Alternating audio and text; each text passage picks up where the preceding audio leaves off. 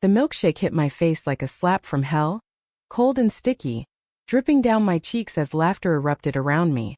I froze, my heart pounding, staring at the girl who'd thrown it. Samara, my secret crush, her eyes wide with a mix of triumph and something darker, like regret she couldn't afford to show. That was the day everything shattered in the high school cafeteria. The day my hidden love for her turned into public humiliation, branding me as the freak who dared to be different in a small-town American suburb where conformity was king. I wiped the mess from my eyes, tasting strawberry on my lips, but the real bitterness came from inside. How could she do this? We'd shared stolen glances in class, whispered secrets under the bleachers, her hand brushing mine in ways that set my skin on fire. But now, surrounded by her cheerleader friends, she laughed the loudest, calling me names that cut deeper than any knife. "Dyke," they chanted, and Samara joined in, her voice cracking just enough for me to notice, but not enough to stop. I ran out, tears mixing with the shake, vowing never to let anyone see my heart again. That night, alone in my room, I replayed it all. Why did I kiss her? It was impulsive. After school the day before, in the empty locker room, her lips soft and hesitant against mine. "Malia, this can't happen," she'd whispered, pulling away, fear in her eyes. But it did happen, and someone saw, whispered it around until it exploded in the cafeteria. My parents didn't know yet, but the dread gnawed at me. What if they found out? Dad with his Bible quotes and rigid rules, Mom with her dreams of me marrying the boy next door. I curled up, hugging my knees, thinking if I bury this deep enough, maybe it'll die. But love doesn't die easy, it festers. The next day at school was worse. Whispers followed me like shadows, notes stuffed in my locker with crude drawings. Samara avoided my gaze in the hallway, but I caught her looking, her expression twisted with guilt. During lunch I sat alone picking at my food when her best friend Jenna sauntered over. "Samara says stay away from her, you perv." The word stung, but the betrayal from Samara hurt more. Why join them? Was she that scared? Or was it all a lie, our moments together? I wanted to scream at her, demand answers, but fear held me back. Instead, I internalized it, letting the shame build walls around my soul. After school, I confronted her behind the gym where no one could see. "Why?" I hissed, grabbing her arm. She yanked away, eyes darting. "Because it's wrong, Malia. My family. They'd kill me. And you made me do it." Her words were a punch to the gut. Made her? It was mutual, electric, real. But she spun it into my fault, protecting herself at my expense. "You're ruining everything," she added, voice breaking. I stepped back, realizing the depth of her denial. In that moment I decided to fight back, not with fists but by surviving. I'd graduate, leave this town, and never look back. But the scars? They'd linger, shaping every choice ahead. Weeks turned into months of isolation. I threw myself into studies, acing classes to escape via scholarship. Friends? Gone. The ones I had distanced themselves, afraid of the taint. At home, tension brewed. Mom noticed my withdrawn state, probing gently. "Is everything okay at school?" I'd nod, lying through smiles, but inside turmoil raged. What if I told them? Dad's church friends preached against sinners like that. Would they disown me? The fear paralyzed me, so I hid, pretending to crush on boys, joining clubs to blend in. But nights were hell. Dreams haunted by Samara's kiss and her betrayal. One evening, Dad cornered me after dinner. "Heard some rumors from the neighbor's kid. You involved in unnatural stuff?" My blood ran cold. I denied it vehemently, heart racing. "No, Dad, it's lies." He stared, unconvinced, but let it drop. That night, I packed a bag in secret, just in case. The pressure was crushing, society's judgment, family's expectations, my own self-doubt. Was I wrong for feeling this way? Books I snuck from the library said no. But the world screamed yes. I resolved to prove them wrong, to rise above. But the cost was my youth, stolen by silence. Graduation came like a lifeline. I walked the stage, diploma in hand, eyes scanning the crowd for Samara. She was there, clapping politely, our gazes locking briefly. Regret? Or relief? I didn't care anymore. I left for college in New York, a city of anonymity where I could breathe. But the past clung like a shadow. First relationships were tentative, trust issues flaring. "Why so guarded?" a girlfriend asked once. "Because betrayal teaches caution," I thought, but said nothing. Years passed, I built a career in social work, helping LGBTQ youth, turning pain into purpose. Yet Samara's face never faded, a reminder of what love could cost. Now, decades later, running a community center in Brooklyn, I focused on kids like me, bullied, confused, needing hope. The work was exhausting but fulfilling, each success mending my old wounds. One rainy afternoon, a young woman walked in, soaked and desperate. "I need help," she said, voice trembling. I looked up and time stopped. She had Samara's eyes, that same intensity. "I'm Lila," she introduced, "and I think I'm gay, but my mom's freaking out." The irony hit like a wave. Samara's daughter here in my center. Fate's cruel joke, or redemption? I composed myself, offering a seat. "Tell me everything." As she spoke, parallels emerged: high school bullying, family denial. Her mom, Samara, had married young, conforming to expectations, but the marriage crumbled under unspoken truths. Lila suspected her mom's anger stemmed from her own repressed feelings. She yells about it being a phase, but I see the pain in her eyes. My mind raced. Did Samara ever confront her past? Or bury it deeper? Helping Lila meant facing that history, risking old hurts. But I couldn't turn her away. This was my chance to break the cycle, even if it meant confronting the woman who'd shattered me. Lila became a regular at the center, her story unfolding like a mirror to my own. She talked about the fights at home, Samara's insistence on normalcy, the church sermons that condemned her. "Mom says it's a choice, that I can pray it away." I listened, my inner voice screaming hypocrisy. Samara, who once kissed me with passion, now preaching denial to her child. The anger simmered, but I pushed it down, focusing on Lila. "It's not a choice," I told her gently. "It's who you are." But inside, doubts crept in. Had Samara chosen to forget? Or was she trapped too? One session, Lila broke down. She found my journal, read about my crush on a girl, called me disgusting. The word echoed from my past. Samara's voice in the cafeteria. I wanted to hug Lila, tell her it gets better, but professionalism held me back. Instead, I shared anonymized stories, including hints of my own. "I've been there," I admitted. Her eyes widened. "Really? How did you survive?" "By running," I thought, but said, "by finding people who accept you." Yet, helping her stirred my unresolved rage. Why should I fix what Samara broke? That night, alone in my apartment, memories flooded. College had been liberation, first pride parade, first real girlfriend. But trust was fragile. Relationships ended when vulnerability surfaced. "You're always waiting for the betrayal," one ex said. She was right. Samara's actions had wired me for suspicion. Now with Lila it resurfaced. What if Samara found out I was involved? Would she lash out again? The ethical dilemma gnawed. As a social worker I had to help, but personally it felt like aiding the enemy. Weeks later, Lila mentioned her mom's struggles. "Dad left years ago. Mom works 2 jobs, but she's breaking." Sympathy flickered, unwanted. Samara, the bully, now a single mom fighting demons. Did she regret? Or justify it all? I debated reaching out, but pride stopped me. Instead, I connected Lila with support groups, watching her bloom. She came out to friends, gained confidence. "Thanks to you, Malia." Her gratitude warmed me, but the shadow loomed. Inevitably, Samara would learn. It happened sooner than expected. One evening, as I locked up the center, a car pulled up. Samara stepped out, older but unmistakable, lines of hardship etching her face. "Malia." Her voice trembled. I stiffened, heart racing. "What are you doing here?" She glanced around, then met my eyes. "Lila told me about this place. About you." The accusation hung unsaid. "Why you, of all people?" I crossed my arms. "I'm helping her, Samara. Something you should be doing."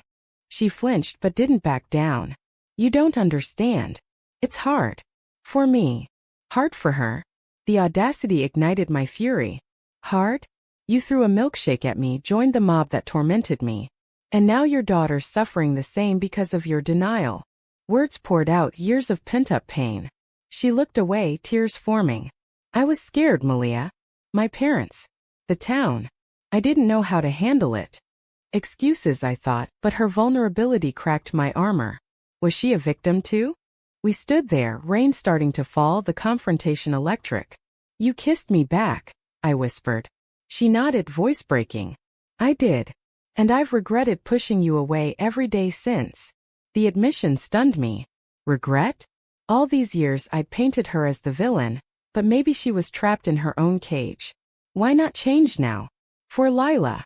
She sighed. I'm trying. But fear. It's deep. In that moment I saw the parallel. Our shared trauma, society's chains binding us both. The talk shifted to Lila. She's strong like you, Samara said softly. Flattery? Or truth?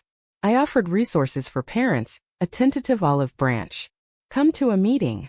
Learn. She hesitated, then agreed. As she drove off, confusion swirled. Forgiving her? Impossible. But understanding? Maybe. The moral quandary deepened. Help the bully to save the child? The price was my peace, dredging up old wounds. Over the next months, Samara attended sporadically, awkward at first. We'd exchange nods, avoiding personal talk. But one night, after a group session on family acceptance, she approached. Can we talk? We sat in my office, the air thick with history. I was wrong, Malia. Back then I chose safety over truth. It cost me everything, my happiness, my marriage. Her confession poured out. Repressed feelings leading to a loveless union, divorce, isolation. Seeing Lila. It's like seeing myself. I don't want her to suffer like I did. Empathy battled resentment. You made me suffer, I countered. Yes, she admitted. And I'm sorry. But helping Lila. It's healing me too. The vulnerability disarmed me. Was this redemption? Or manipulation? My inner conflict raged. Forgive and risk hurt. Or hold grudges and let Lila pay. I chose the former cautiously. We started co-parenting like support for Lila, boundaries firm. But tension built. Lila noticed our history. You knew Mom in high school? I evaded, but she pressed. One day she confronted us both.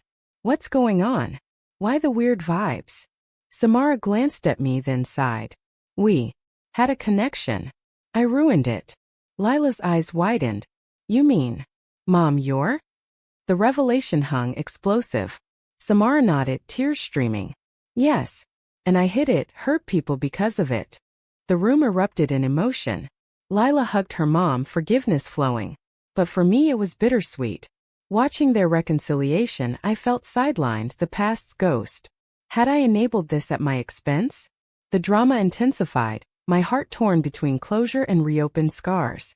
The revelation shifted everything like a fault line cracking open. Lila and Samara grew closer, sessions turning into family therapy of sorts. But for me it was a minefield. Old feelings resurfaced. Attraction mixed with anger. A toxic brew. Why now? I thought during quiet moments. Samara's apologies felt genuine, but trust was a fragile thing. One evening after a late meeting she lingered. Malia, can we start over? As friends. The question hung loaded. Friends? After betrayal? My mind screamed no, but my heart whispered maybe. I agreed tentatively, coffee dates following neutral ground, discussing Lila mostly. But conversations deepened. I married to fit in, she confessed over lattes. Thought it would fix me. The pain in her voice mirrored my own past denials. It didn't, I said softly. No, she agreed, eyes meeting mine with that old spark. Danger, I warned myself. This could end in disaster. Yet the pull was undeniable. Society's scars binding us in shared understanding. Lila thrived, coming out publicly, joining pride events. Thanks to both of you, she'd say, oblivious to the undercurrents.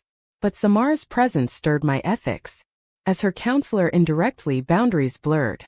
Was I crossing lines? The internal debate raged. Help her heal or protect myself? One night alone I journaled furiously. Forgiveness isn't weakness, but forgetting is folly. Still, seeing her vulnerability chipped at my walls. Conflict escalated when Samara's family learned about Lila. Her conservative parents, still in that small town, disowned her metaphorically, harsh calls, ultimatums. You're poisoning my granddaughter. Her mom spat over the phone. Samara recounting it tearfully. They're coming to New York, demanding to see Lila. Panic set in. Would they drag her back to denial? I advised legal steps, but inside rage boiled. The same people who'd pressured Samara now targeting Lila. History repeating, and I was in the middle. The visit was a powder keg. Samara's parents arrived at the center, unannounced, demanding entry. "We're here for our family," the father boomed. I blocked them politely. "This is a safe space." Samara emerged, pale. "Mom, Dad, please." Arguments flew. Accusations of brainwashing, biblical quotes hurled like weapons. Lila hid in the back, terrified. I intervened, voice steady. "Intolerance has no place here." They left fuming, but the damage was done. Samara collapsed, sobbing. "I can't fight them alone." In that vulnerability I held her, first contact in decades, electric. "You're not alone," I murmured. But the moment sparked guilt. Was this professional? Or personal? The moral gray deepened. Comfort the woman who hurt me, risking my heart again. Lila saw, eyes questioning. "You too?" We denied, but seeds were planted. Post-visit, Samara distanced herself briefly, overwhelmed. "I need space," she texted. Rejection stung, echoing the past. Did she regress under pressure? My doubts amplified. Meanwhile, Lila faced school backlash, rumors similar to my cafeteria hell. "Kids are cruel," she confided. I coached her through, but anger at Samara grew. Why pull away now when needed most? Reconnection came unexpectedly. Samara showed up at my door one stormy night. "I can't do this anymore," hiding. Soaked, she poured out years of regret. "After you left, I tried to forget but couldn't. The marriage was a lie." Her honesty cracked me open. "You destroyed me," I admitted, tears flowing. "I know," she whispered, stepping closer. No kiss, but the tension was palpable, a dance of what-ifs. We talked till dawn, dissecting the past. "Society forced us into boxes," she said. "But we can break free." Idealistic but tempting. Yet caution prevailed. "For Lila's sake, we keep it platonic." She agreed, but the air shifted, charged with possibility. The drama mounted. Navigating feelings amid family war. Samara's parents escalated, threatening custody battles, though baseless. "They're bluffing," I assured, but fear lingered. We rallied support, lawyers, community allies. Lila stood firm. "I'm not going back." Her resilience inspired, but the toll on Samara was visible, sleepless nights, weight loss. "I'm paying for my choices," she confided. The irony. Her past betrayal now boomeranging. One heated call with her parents overheard. "You were always weak, Samara. That's why you let that girl corrupt you." The girl was me. Fury rose. She hung up, breaking down. "They knew? About us?" Nodding, she explained. Rumors reached them back then, fueling her denial. "I betrayed you to save face." The confession hurt but clarified. Her actions weren't malice but survival. Forgiveness edged closer, but at what cost? As high noon approached, Lila's school hosted a diversity event. She spoke, sharing her story. Samara attended, proud but tense. Afterward, a confrontation with a bigoted parent erupted. "You're raising a sinner," the man yelled. Samara snapped. "My daughter is perfect as she is." The defense was fierce, a turning point. Lila beamed. I felt pride mixed with envy. Was this the woman I'd loved? But backlash followed, online harassment targeting the center. "Close it down," trolls demanded. My resolve hardened. This was the fight against prejudice for acceptance. Samara joined actively, volunteering. Our bond strengthened, but I questioned. Love or nostalgia? The internal storm brewed, decisions looming. The harassment intensified, turning digital venom into real threats. Graffiti on the center's door. Freaks out. Police reports filed, but fear crept in. Lila withdrew slightly, second-guessing her openness. "Maybe I should tone it down," she said. "No," Samara countered firmly. "We fight." Her evolution was stark, from denier to defender. But I wondered, genuine change or reaction to crisis? Amid chaos, our personal entanglements deepened. Late nights planning defenses, conversations turned intimate. "I never stopped thinking about you," Samara admitted one evening, wine loosening tongues. "That kiss. It was real." My heart raced. Then why destroy it? She sighed. Fear of losing everything. But I lost more by hiding. The vulnerability tempted me to bridge the gap, but ethics screamed halt. Crossing into romance could jeopardize everything. My job, Lila's trust. The dilemma tortured me. In quiet moments I weighed pros. Healing together, defying the past.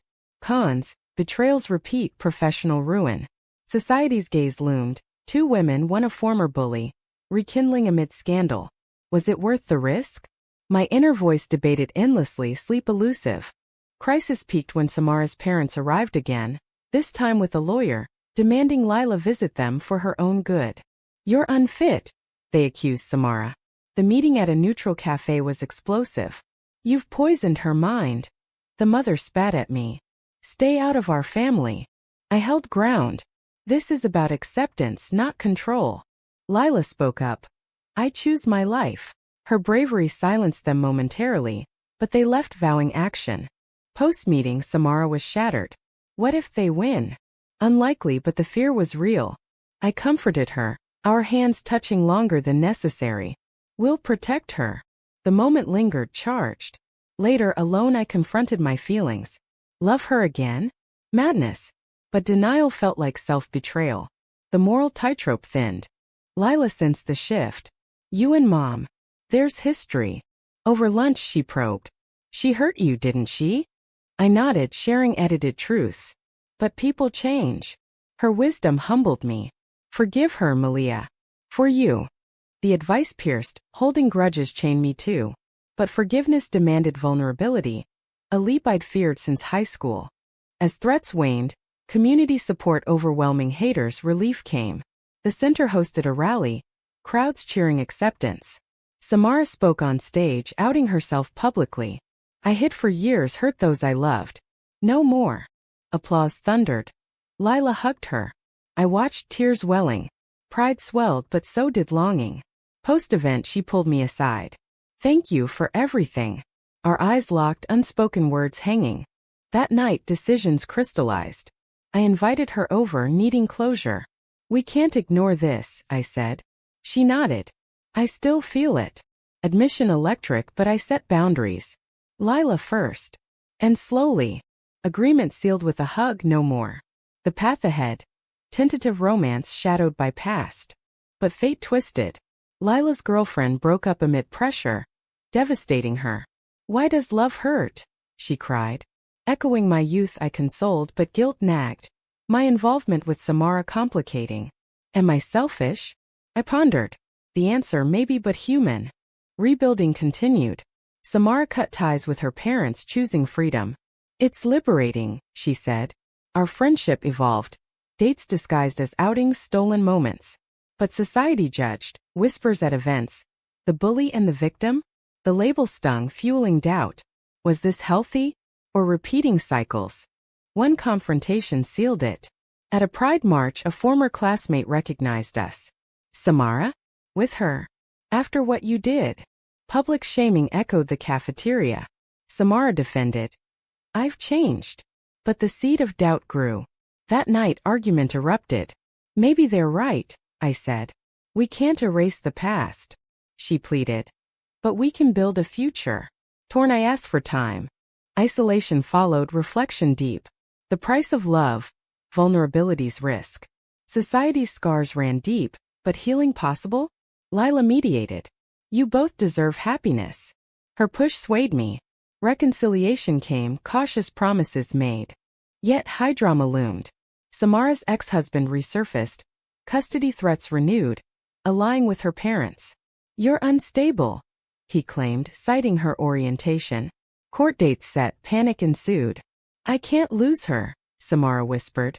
We lawyered up, testimonies prepared. My role, witness to her growth. But testifying meant exposing our history, risking scandal. The hearing was grueling. Questions probed. Ms. Last name, your relationship with the respondent? I hedged. Professional support. But lies felt wrong. Samara's eyes begged truth. In a pivotal moment, I admitted. We have a past and a present. She's changed. Gasps echoed, judge noted. The vulnerability paid off, custody retained, but at cost. Public exposure. Aftermath brought relief, but wounds. Media snippets twisted our story. Bully redeemed by victim? Privacy invaded, judgment reigned. Was it worth it? I asked myself. The answer evolved, yes, for growth. With custody secured, a fragile peace settled. Lila flourished, heading to college with scholarships, her resilience a testament to our battles.